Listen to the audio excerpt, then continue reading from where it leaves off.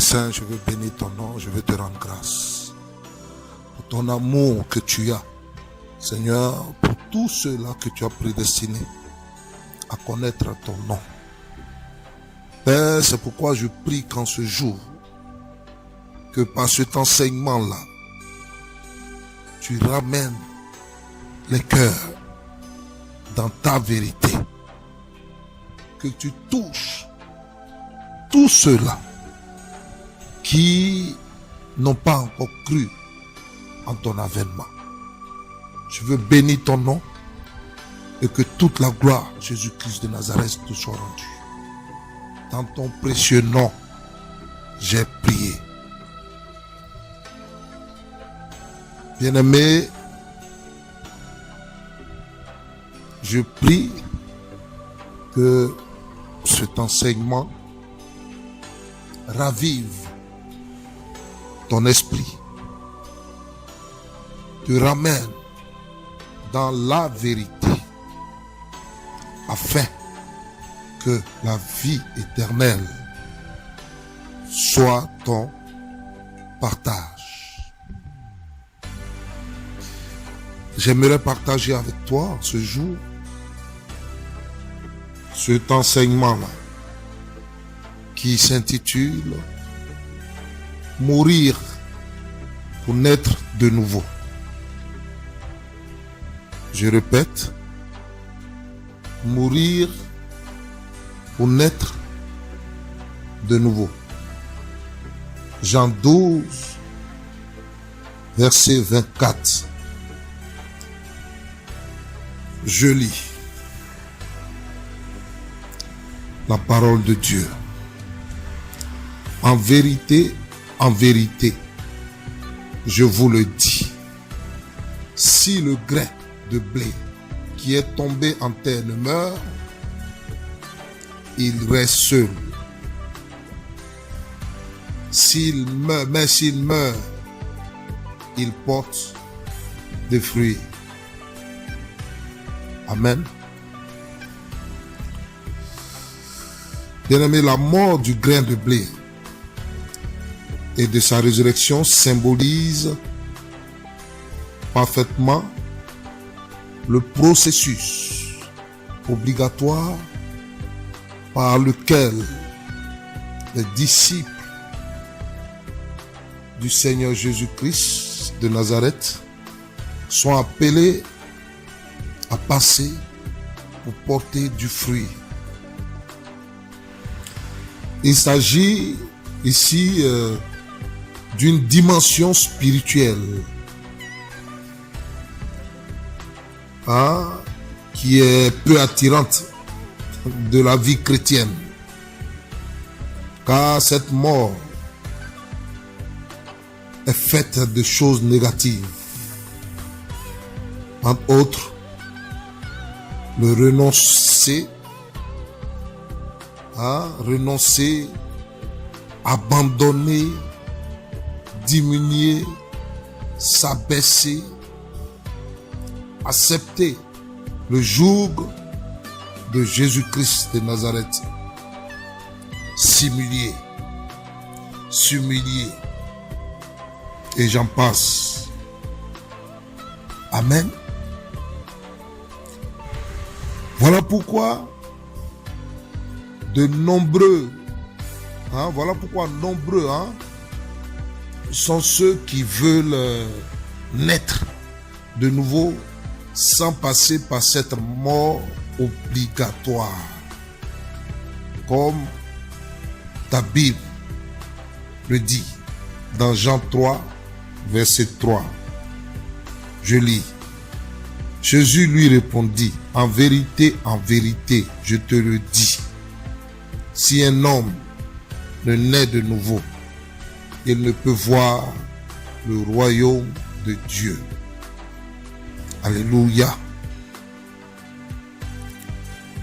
Le grain de blé devait se métamorphoser en acceptant une transformation, certes beaucoup avilissante pour les yeux de la chair, mais dynamisante pour l'esprit.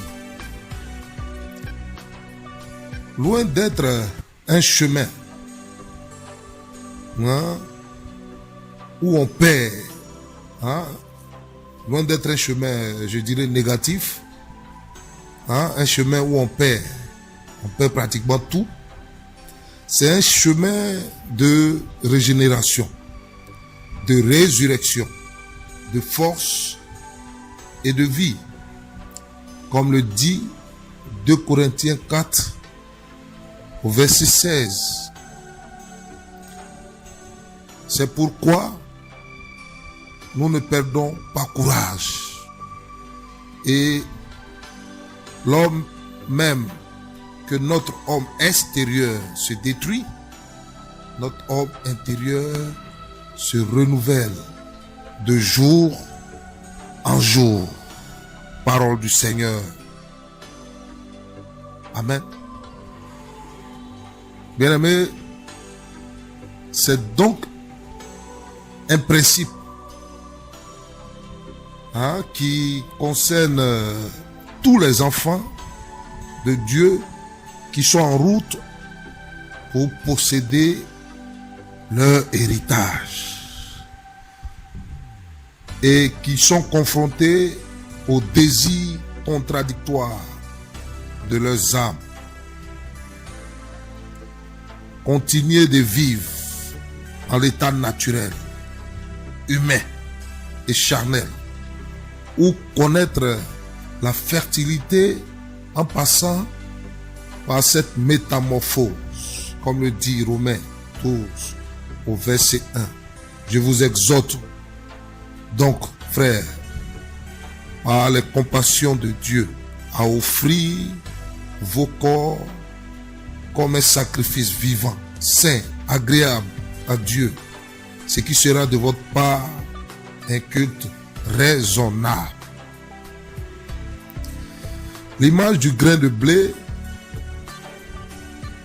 est forte parce que c'est dans sa mort que la puissance de la vie s'est manifestée.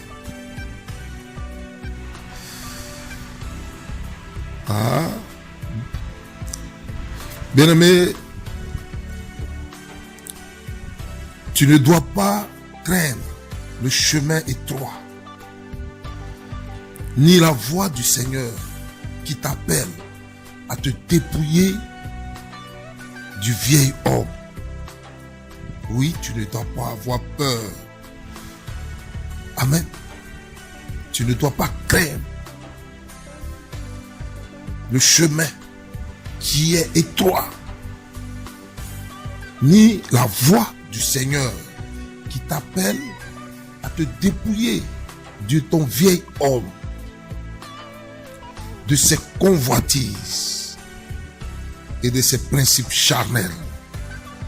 Car là où se trouve la vie que nous attendons, c'est là que le réveil de la semence s'amorce et s'effectue.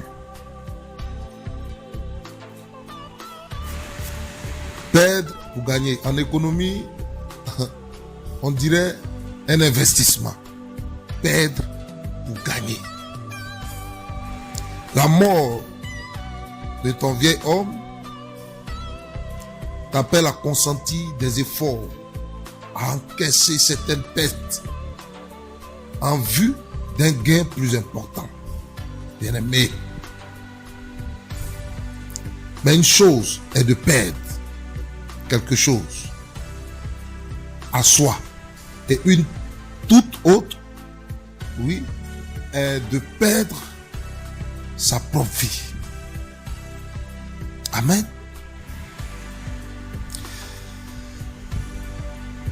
Lorsqu'on perd sa propre vie, tout gain éventuel devient futile, puisqu'on ne sera pas là pour en profiter. Or, le Christ, Jésus-Christ de Nazareth, l'homme de Galilée, t'invite à perdre ta vie pour la sauver. Sans doute, le premier indice à suivre est-il la promesse d'une autre vie que celle-ci? Si tu perds ta vie dans ce monde pour Jésus-Christ, il te redonnera une vie meilleure dans l'au-delà, à la résurrection des morts. Amen. Comme la Bible te le dit. De ce point de vue-là, la résurrection du Seigneur Jésus-Christ devient la garantie qui t'a offerte. Dieu, notre Père, t'a démontré par la résurrection de Jésus-Christ qu'il est la vérité, qu'il promet. Il fait au moins ce qu'il promet. Amen.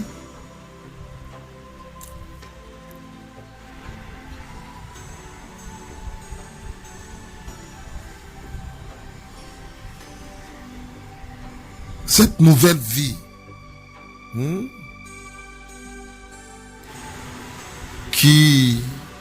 cette nouvelle vie, une vie qui t'échappe autrement et qui se présente comme une vie enviable, désirable, sans souffrance.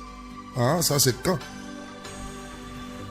on arrive au Père, sans souffrance, sans perte, sans fin.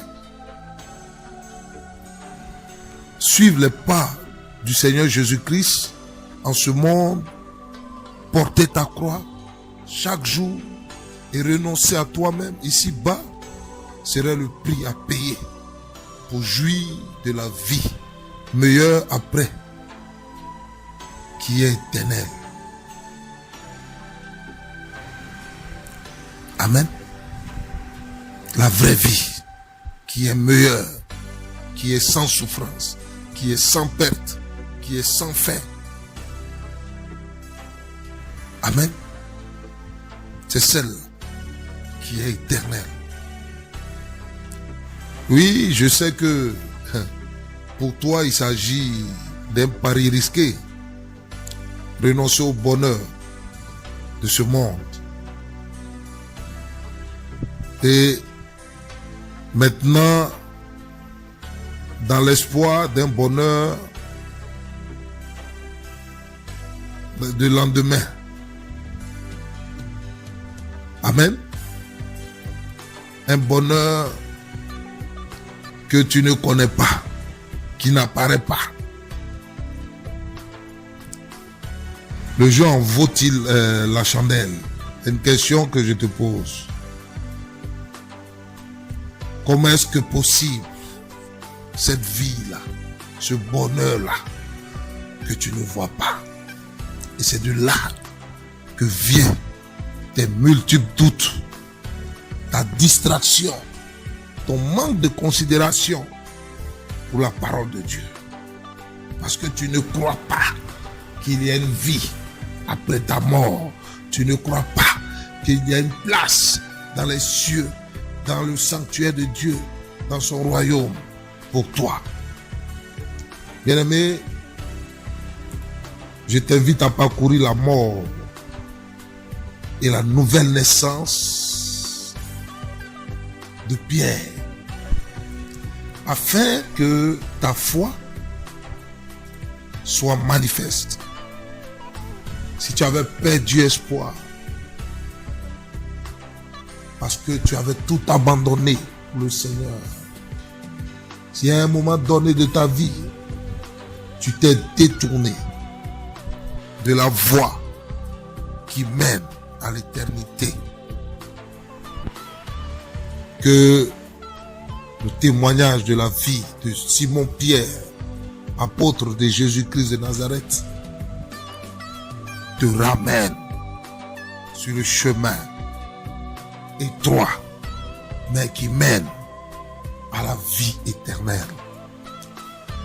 Donc, bien-aimé, pour ce faire, Nous prenons le livre de Luc 22,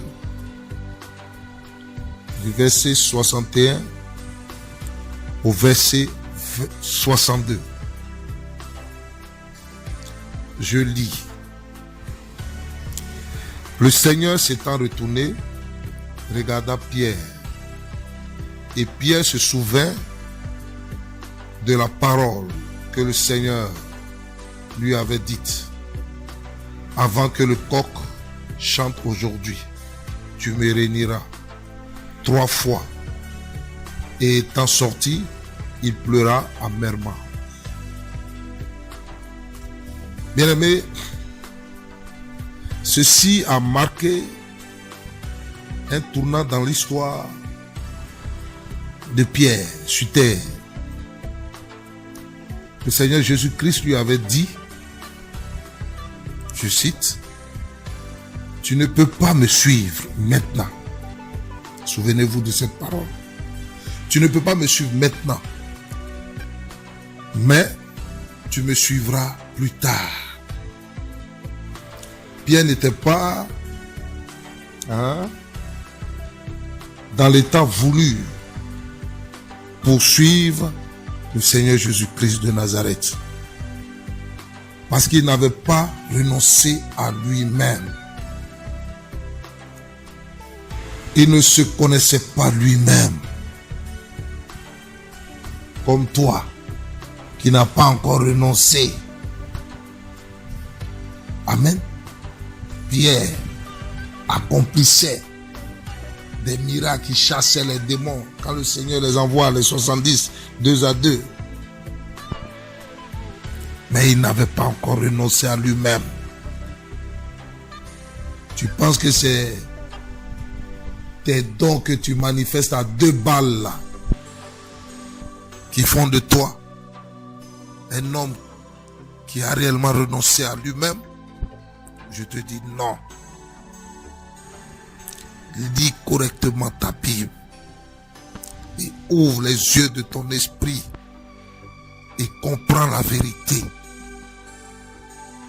qui est la parole de Dieu, afin que ton âme soit sauvée et vive l'éternité. Bien-aimé. Amen.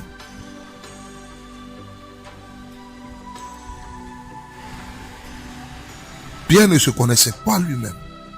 Il ne savait pas le projet de bonheur et de paix que le ciel avait conçu pour lui. Voici pourquoi il ne pouvait pas suivre le Seigneur Jésus-Christ de tout son cœur. Mais quand il est sorti, après que le Seigneur lui a parlé, il pleura amèrement. Un grand changement se produisit dans sa vie. Le Seigneur Jésus-Christ lui avait dit précédemment dans le livre de Jean 21, 15, 19, quand tu seras converti, affermis tes frères. Vous vous souvenez de cette parole, Père, mes bébés. Parce que Pierre suivait le Seigneur Jésus-Christ. Il n'était pas encore converti. Et c'est comme toi. Celui qui est converti a renoncé à sa vie. Voici un signe d'un homme qui est converti. Celui qui est converti, ce n'est plus lui qui vit, mais c'est Christ qui vit en lui. Celui qui est converti ne marche pas selon son vieil homme. Car son vieil homme a été crucifié pour laisser l'homme nouveau vivre. Amen. Arrêtez de dire abusivement, je suis converti, je me suis converti, j'ai donné ma vie à Jésus-Christ. Tu as donné ta vie à Jésus-Christ et que tu fais ce que tu fais là. Tu es comme Pierre. Tu ne te connais pas toi-même. Tu ne connais pas les projets de paix et de bonheur. Je ne parle pas du bonheur que ce monde-là donne. Mais regarde le bonheur que le ciel a donné. à Simon-Pierre. Il dit, Simon, fils de Jonas, sur toi, je bâtirai mon église et je te donne la clé du séjour des morts qui ne proviendra point sur toi. Et toi, quelle est la parole que tu connais du Seigneur? Qu'est-ce que le Seigneur te dit? Je te donnerai un mari, tu te marieras, tu prospéreras, tu auras des immeubles, tu voyageras. Non, non, non et non. Jusqu'à quand? Ah, jusqu'à quand, bien-aimé?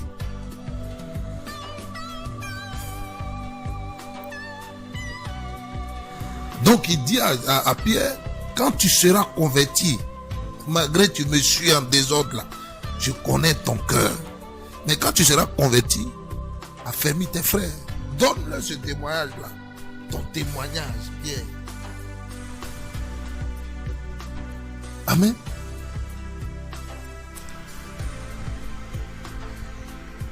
C'est au moment où, dont nous parlons, que Pierre fut converti. Souvenez-vous, là où sa conversion a pris forme. Bien aimé, je veux rendre hommage. Je veux rendre grâce. Je veux bénir le nom du Seigneur Jésus-Christ. Pardon. Pour l'histoire de Pierre, qui a été écrite dans la Bible. Je ne connais aucun personnage de la Bible dont l'histoire me procure un tel réconfort. Quand je considère son caractère sujet à tant de défaillances, et quand je considère ce que le Seigneur Jésus-Christ a fait de lui par la puissance du Saint-Esprit. Bien-aimé, en ce jour, je déclare qu'il y a de l'espoir pour toi. Oui, un vrai espoir pour toi. Mais je veux que nous nous rappelions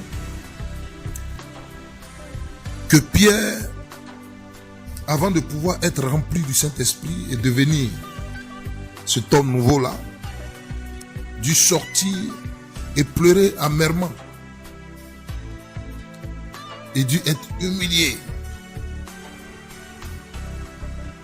Si nous voulons comprendre cela, je crois que nous devons considérer 4 choses dans l'histoire de Pierre. Tout d'abord, nous devons considérer Pierre comme le fidèle disciple de Jésus-Christ de Nazareth. Ensuite, Pierre, quand il vivait pour lui-même. Et après cela, Pierre se repentant. Et enfin, ce que le Seigneur Jésus-Christ a fait de Pierre par le Saint-Esprit. Amen. Voyons tout d'abord Pierre, le fidèle disciple de Jésus-Christ de Nazareth. Amen. Nous prenons le livre de Luc 18, verset 28. Je lis.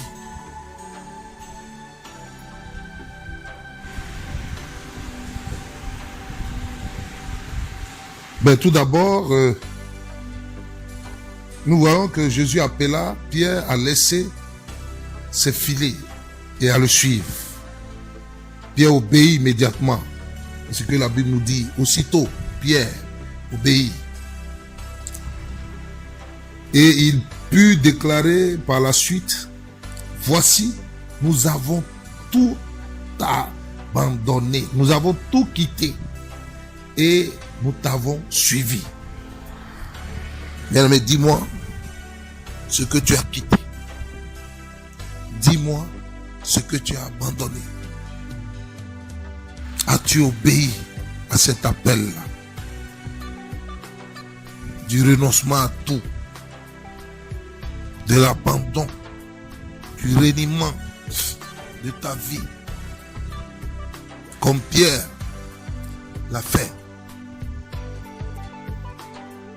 Pierre avait renoncé à tout pour suivre Jésus-Christ. Pierre avait fidèlement obéi au Seigneur Jésus-Christ. Rappelez-vous que quand Jésus lui dit de jeter leur filet, de jeter ce filet-là, son filet, du côté droit de la barque, et qu'il trouverait du poisson, Pierre, le pêcheur, savait qu'il n'y avait pas de poisson à cet endroit. Car il avait travaillé toute la nuit sans rien prendre. Mais il répondit.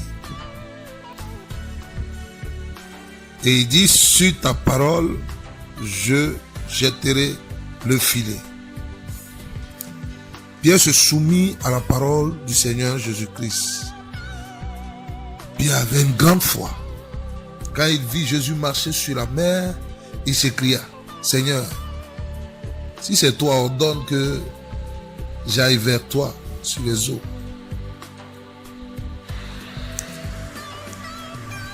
Et à la voix du Seigneur Jésus-Christ, il sortit de la barque et marcha sur les eaux.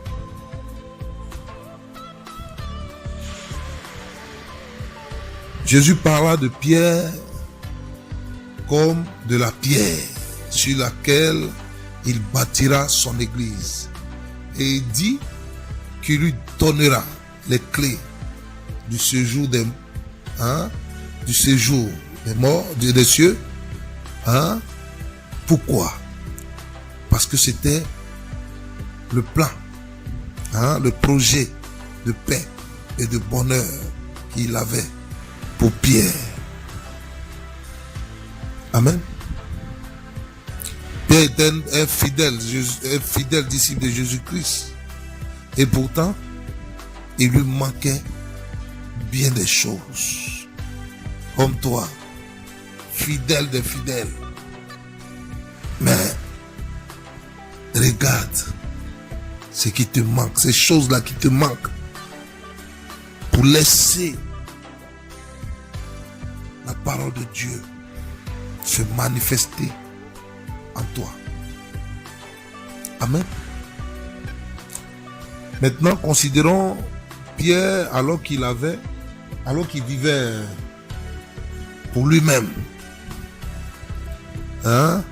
et se confiait en lui-même et cherchait sa propre gloire. Rappelez-vous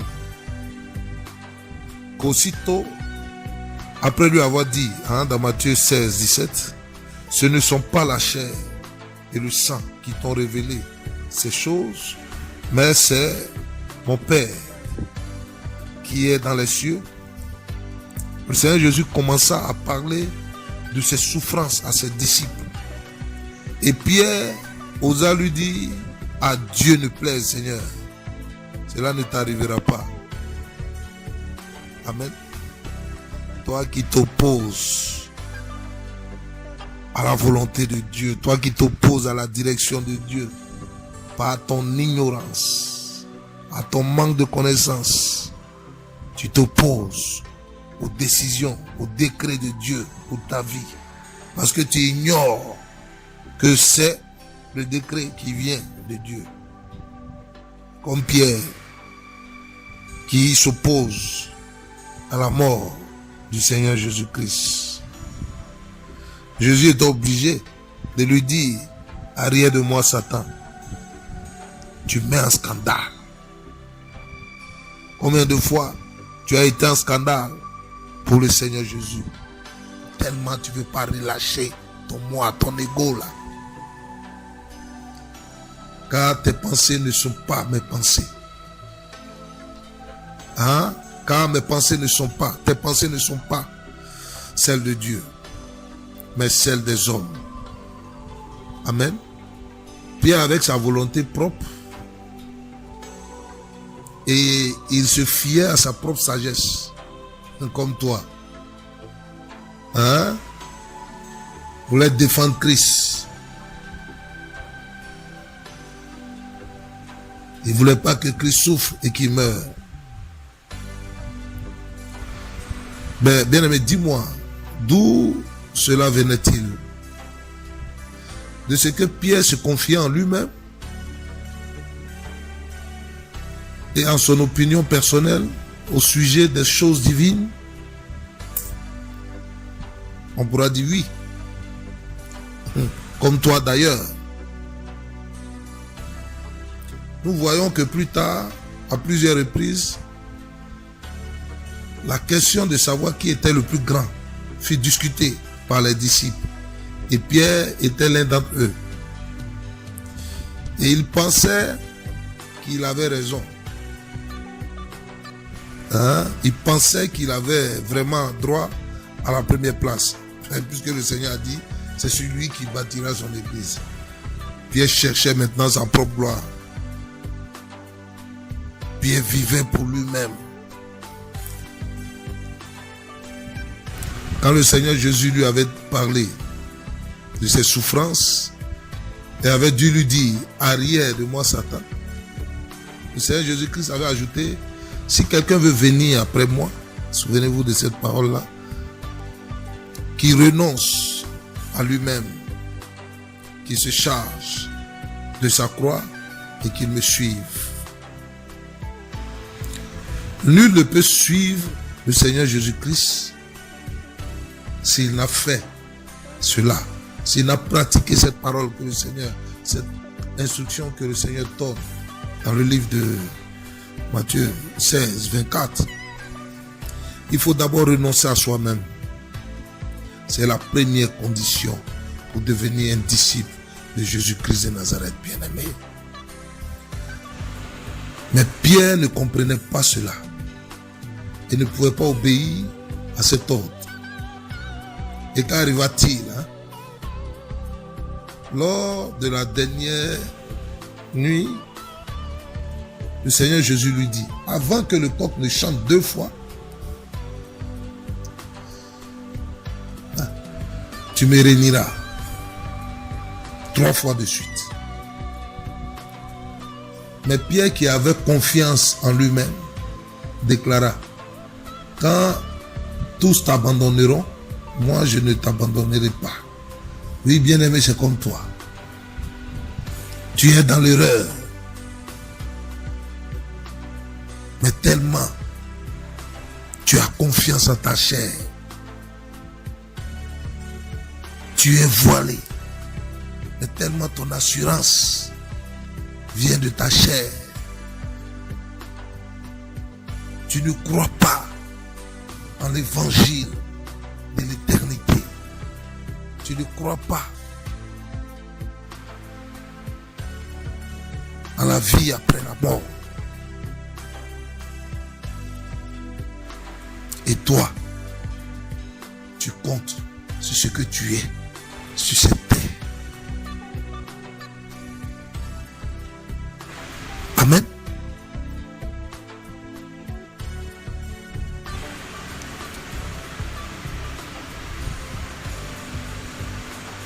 Mais Pierre, qui avait confiance en lui-même, comme je le disais, déclara,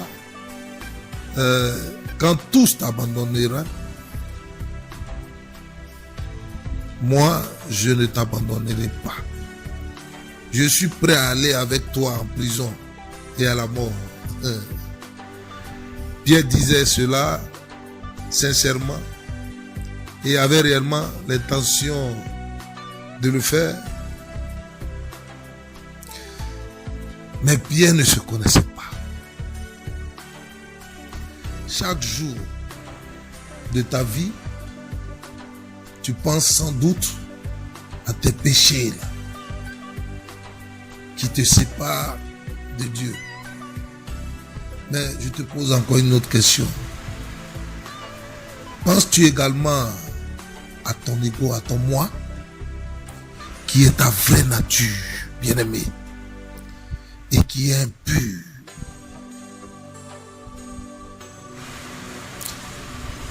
Penses-tu à la chair qui est entièrement sous la puissance du péché, qui t'environne, qui te tient pour esclave?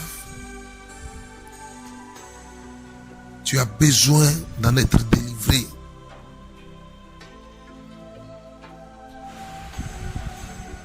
Pierre plaçait sa confiance en lui-même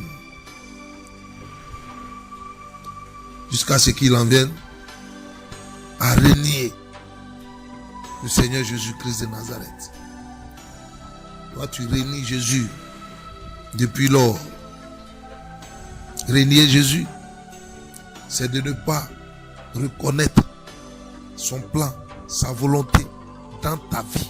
Voici ce qu'on appelle renier Jésus. Amen. Et toi, tu n'as jamais connu la volonté de Dieu. Tu n'as jamais marché selon les paroles du Seigneur Jésus-Christ. Ça s'appelle le renier. Parce que tu vis de toi-même. Tu marches selon tes impulsions. Tu marches selon tes ambitions. Tu fais ce que ton moi, ton ego te demande de faire. Donc, on dira que tu as renié Jésus. Considérons maintenant la repentance de Pierre. Pierre avait renié Jésus 3 fois. Amen. Et le Seigneur Jésus-Christ se retourna et regarda Pierre. Et ce regard de Jésus brisa le cœur de Pierre. Car Pierre se souvint de ce qu'il avait dit. Et il voyait qu'il n'était pas sérieux. Son cœur n'était pas honnête. Comme ton cœur qui prétend adorer Jésus, aimer Jésus. Or Jésus dit, seuls ceux qui gardent ma parole m'aiment. Mais toi, dis-moi, as-tu renoncé? Ça, c'est une parole de Jésus-Christ. Celui qui veut venir à moi, qui renonce à lui-même. Fais mourir le vieil homme. Ton vieil homme est-il mort? Non. Parce que tu n'aimes pas Jésus. Tu l'aimes du bout des lèvres. Mais ton cœur là est éloigné de lui. Tu le renies. Parce que les projets qu'il a pour toi ne t'intéressent pas. Tu trouves ces projets fades, inexistants. Amen. Quand nous lisons la Bible et quand nous faisons attention à l'église primitive, aux premiers qui évangélisaient, tous ceux qui avaient des postes, qui travaillaient, qui avaient des postes prééminents, laissaient ces postes-là pour suivre Jésus-Christ. Mais aujourd'hui, tous, vous venez à Jésus pour avoir des postes. Vous ne trouvez pas cela bizarre? Vous ne voyez pas qu'il y a un paradoxe? Car ces gens-là abandonnaient réellement leur vie, renonçaient à tout pour le suivre. Amen. Après le regard du Seigneur, Pierre sortit et pleura amèrement. Bien-aimés, nous voyons ici que Pierre fut touché. Et j'ose croire qu'il s'en est repenti. Parce que la Bible nous l'atteste dans les livres de Pierre. Amen.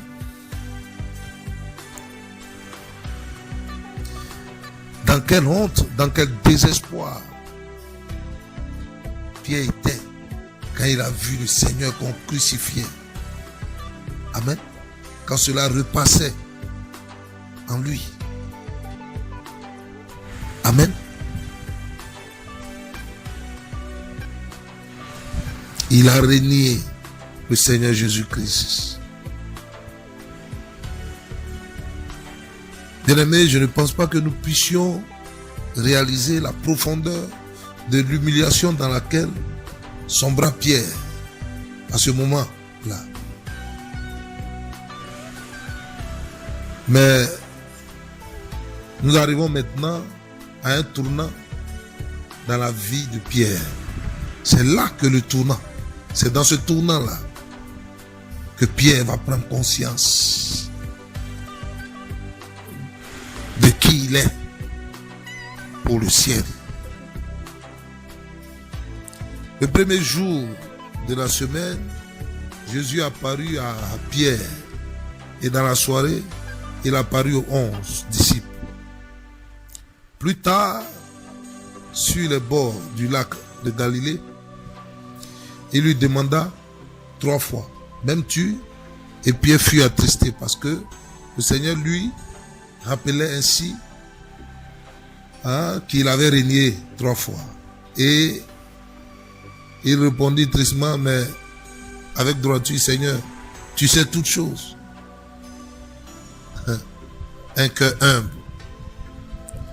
Tu sais que je t'aime. Pierre fut ainsi préparé à être délivré de son moi. Christ le conduisit avec les autres disciples jusqu'au marchepied du trône. Et il lui dit d'attendre là. Puis le jour de la Pentecôte, le Saint-Esprit descendit et Pierre fut transformé. Mais moi, il y a quelque chose que je ne comprends pas dans ta vie. Tu dis que tu as le baptême du Saint-Esprit. Mais ta transformation n'est point visible. Au contraire, ton vieil homme est devenu plus puissant. C'est lui qu'on voit. Ton ego. Le vieil homme qui est adapté à ce monde, au système de ce monde. Mais c'est ce vieil homme-là qui se manifeste, bien-aimé, en toi.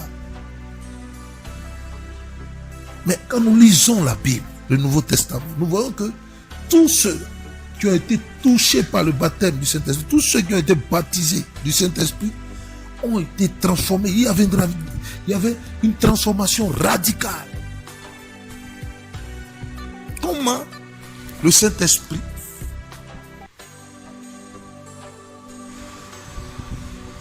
peut être communiqué à des gens qui n'ont pas réellement renoncé à eux-mêmes, qui ne se sont pas repentis. Ça, c'est quand même bizarre. Tu as le Saint-Esprit, mais tu vis encore dans la fornication, dans l'adultère, dans les critiques, les calomnies. Or, quand nous regardons dans la première église, l'église primitive, là, un simple mensonge a coûté la vie à 2 personnes. Mais ce Dieu-là, laisse-moi te dire, te poser cette question. A-t-il changé?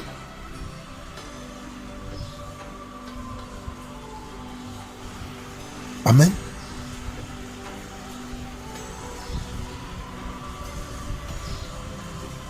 Nous constatons cette transformation-là qui s'est produite en Pierre. Amen. Ce changement-là, en lui, sa hardiesse, sa puissance, sa connaissance des Écritures.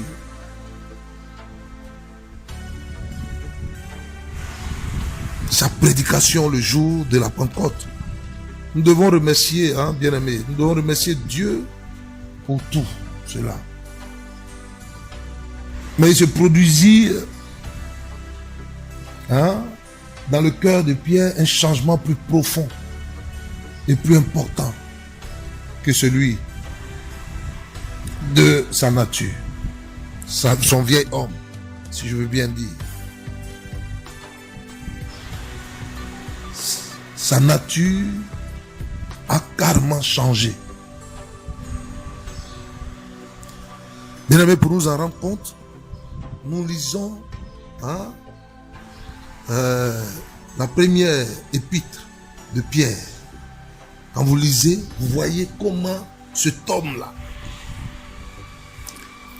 qui avait un cœur à moitié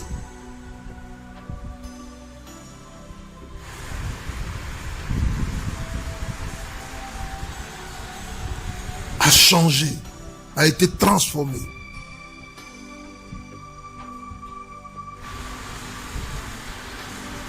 Nous tous, et vous savez en quoi consistait l'erreur de Pierre.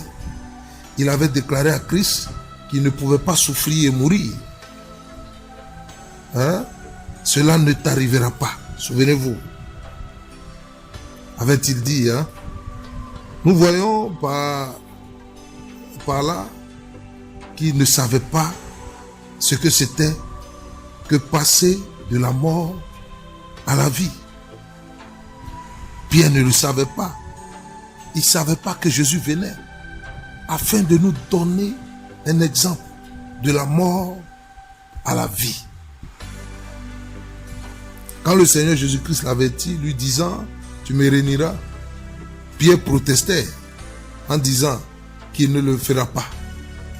N'est-ce pas? Cela nous montre combien peu il connaissait ce qu'il y avait dans son cœur. Et c'est ton cas. Tu ne sais pas, tu ignores ce que ton cœur est. La Bible dit pécheur, rentre en toi-même. Mais je sais que tu sais ce que ton cœur est. Tu penses tromper les hommes. Tu penses tromper Dieu. Fais un travail sur ton cœur.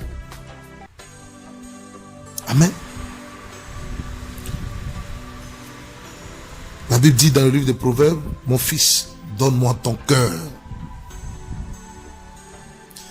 Mais quand nous lisons les épîtres, l'épître de Pierre, nous voyons qu'il déclare ceci. Si vous êtes outragé par le nom de Christ, vous êtes heureux.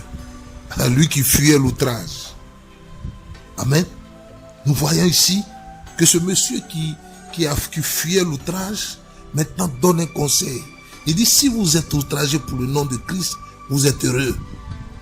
Parce que l'Esprit de gloire, l'Esprit de Dieu repose sur vous. 1 Pierre 4, verset 14.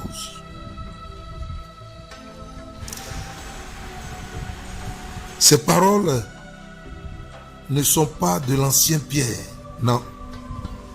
Elles sont inspirées par l'Esprit de Jésus-Christ de Nazareth. Quand Pierre déclare ainsi donc, Christ ayant souffert dans la chair, vous aussi, armez-vous de la même pensée. Nous comprenons quelle transformation Pierre a subie. Amen. Nous voyons qu'il y a eu une croissance spirituelle en Pierre.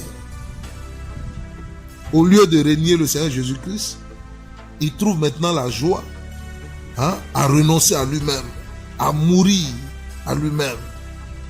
Et c'est ce que nous voyons dans le livre des Actes. Quand convoqué devant le Sanhédrin, il déclare hardiment, il faut obéir à Dieu plutôt qu'aux hommes. Waouh! Quelle transformation! Mais toi, tu dis que tu as été baptisé du Saint-Esprit. Si du moins tu l'as été. Et qu'il n'y a aucune transformation en toi. La même méchanceté là, la même rancœur là, la même cupidité, la même convoitise. Il y a tellement, la liste est tellement longue. Et je te laisse le privilège de compléter ta liste. Quel est ce Saint-Esprit que tu as? Et que ton vieil homme a pris même de l'assurance. Bien-aimé, revois-toi. Et nous voyons ainsi que les apôtres, d'autres apôtres, se retiraient joyeusement d'avoir été dignes, jugés dignes de subir des outrages pour le nom du Seigneur Jésus. Considérons le changement profond qui s'est produit dans le cœur de l'apôtre Pierre. Ce Pierre qui vivait pour lui-même, qui se confiait en lui-même, qui cherchait sa propre gloire. Cette transformation-là, c'est l'œuvre du Seigneur Jésus-Christ en lui, par le Saint-Esprit. Amen. Bien-aimés, cette histoire de Pierre doit être celle de chacun de nous. Cette histoire nous montre ce que le Saint-Esprit peut faire en chacun de nous. Il ne suffit pas de prier pour l'œuvre de Dieu, de prier pour une effusion du Saint-Esprit, pour que l'œuvre de Dieu puisse prospérer. Il faut que chacun de vous, individuellement, reçoive cette bénédiction qui est le baptême du Saint-Esprit. Amen.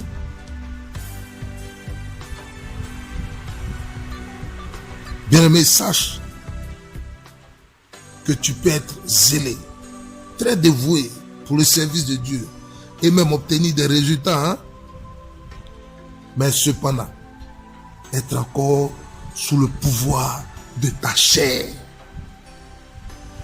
Ça, c'est une vérité solennelle.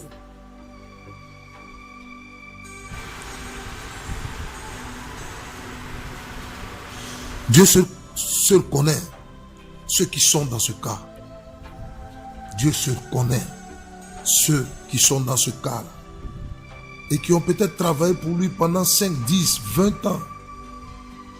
Puis avant de régner, le Seigneur Jésus avait chassé des démons, comme je l'ai dit tantôt, et guéri des malades.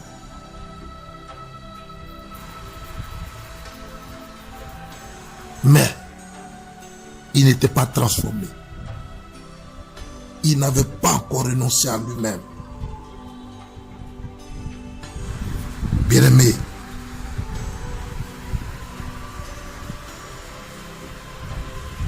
il est temps que tu réalises que le Seigneur Jésus-Christ désire t'accorder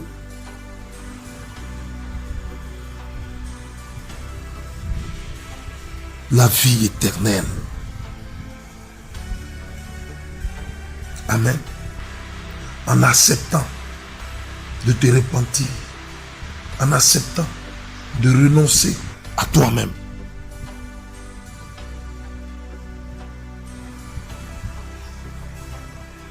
Amen.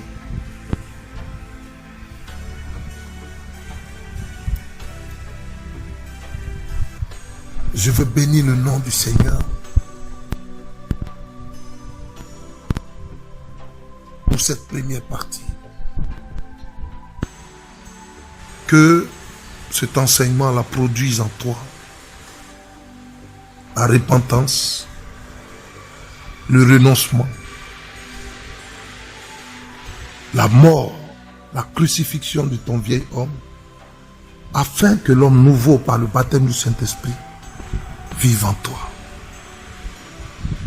Que la gloire soit rendue à Jésus-Christ de Nazareth. Je vous dis shalom et à bientôt.